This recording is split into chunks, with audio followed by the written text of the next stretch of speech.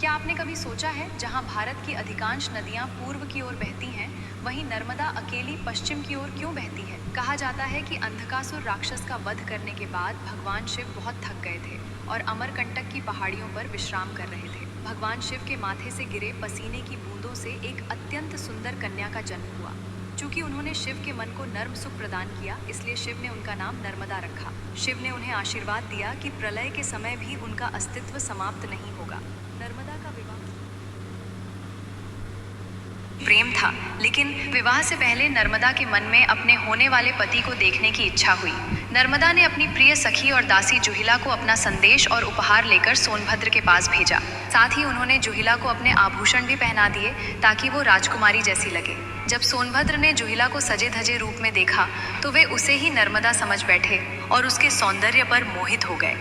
जुहिला के मन में भी पाप आ गया और उसने सोनभद्र को सच नहीं बताया। जब बहुत देर तक जुहिला वापस नहीं आई तो नर्मदा स्वयं सोनभद्र से मिलने चल पड़ी। वहां पहुंचकर उन्होंने देखा कि सोनभद्र और जुहिला एक दूसरे में मग्न हैं। अपने प्रेमी और अपनी दासी का यह विश्वासघात देखकर नर्मदा क्रोध और ग्लानि से भर गईं। उन्होंने उसी क्षण निर्णय लिया कि वे अब कभी विवाह नहीं करेंगी और अकेली कुमारी ही रहेंगी।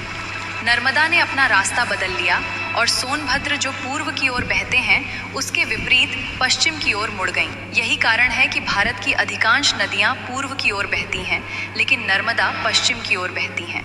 पौराणिक मान्यताओं में एक और चौंकाने वाली बात यह है कि गंगा में स्नान करने से जो पुण्य मिलता है, वो नर्मदा के केवल दर्शन मात्र से मिल जाता है। कथाओं के अनुसार जब गंगा स्वयं पापियों के पाप धोकर काली हो जाती हैं, तो वे एक काली गाय का रूप धरकर नर्मदा में स्नान करने आती हैं ताकि खुद को शुद्ध कर सकें। नर्मदा की कहानी एक ऐसी स्त्री की कहानी है जिसने धोखे के आगे झुकने के बजाय अपनी राह खुद चुनी।